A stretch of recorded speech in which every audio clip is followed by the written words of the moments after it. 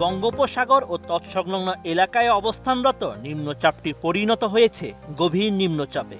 এই নিম্নচাপের প্রভাবে চট্টগ্রাম, খুলনা, বরিশাল ও সিলেট বিভাগের কিছু কিছু স্থানে ভারী থেকে অতি ভারী বর্ষণ হতে পারে, এমন তথ্য জানিয়েছেন কানাডার সাসকাচুয়ান বিশ্ববিদ্যালয়ের আবহাওয়া ও জলবায়ু গবেষক মোস্তফা কামাল পলাশ। 29 মে নিজের ভেরিফাইড ফেসবুক আইডিতে এক পোস্টে এমন পূর্বাভাস দেন তিনি। আবহাওয়াবিদ পলাশ লিখেন, বঙ্গোপসাগরে সৃষ্ট হওয়া মৌসুমী লঘুচাপের কারণে সৃষ্টি হওয়ার মেঘের অগ্রবর্তী অংশ 29 মে সকালে 8টি বিভাগের উপরে ছড়িয়ে পড়েছে।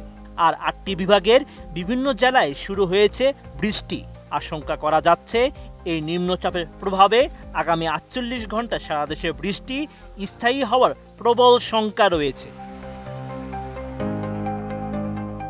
জলবায়ু গবেষক আরও লিখেন, কৃত্রিম ভূ উপগ্রহ ও রাডার থেকে প্রাপ্ত মেঘের চিত্র বিশ্লেষণ করে দেখা যায় বরিশাল, চট্টগ্রাম ও ঢাকা বিভাগের জেলাগুলোর উপরে হালকা থেকে মাঝারি মানের বৃষ্টি চলছে। এই বৃষ্টিপাতের পরিমাণ বাড়তে থাকবে দিনের সময় বাড়ার সাথে সাথে।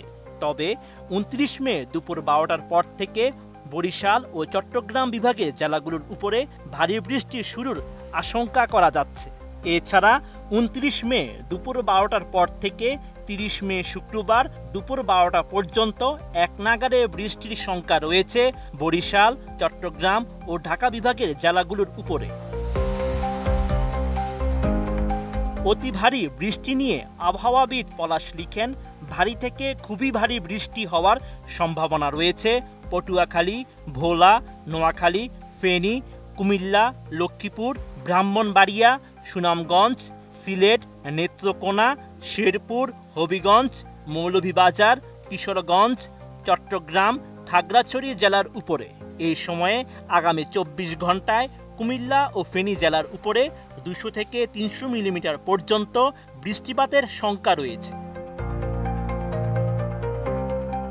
এদিকে রাজধানী সহ 9টি অঞ্চলে সর্বোচ্চ 80 কিলোমিটার বেগে ঝড় বয়ে যেতে পারে বলে জানিয়েছে আবহাওয়া অধিদপ্তর। 29 মে দেশের অভ্যন্তরীণ নদী বন্দরগুলোর জন্য দেওয়া এক বিজ্ঞপ্তিতে এমন তথ্য জানায় সংস্থাটি। এতে বলা হয়েছে, ঢাকা, ফরিদপুর, মাদারীপুর, খুলনা, বরিশাল, পটুয়াখালী, নোয়াখালী, কুমিল্লা ও চট্টগ্রাম অঞ্চলের উপর দিয়ে পশ্চিম বা উত্তর পশ্চিম দিক থেকে ঘন্টায় সর্বোচ্চ 80 কিলোমিটার বেগে বৃষ্টি বা অস্থায়ীভাবে ঝোড়ো হাওয়া বয়ে যেতে পারে। তাই এসব এলাকার নদীবন্দরগুলোকে 2 নম্বর সতর্ক সংকেত দেখাতে বলা হয়েছে। Sheikh Farid, ATN news.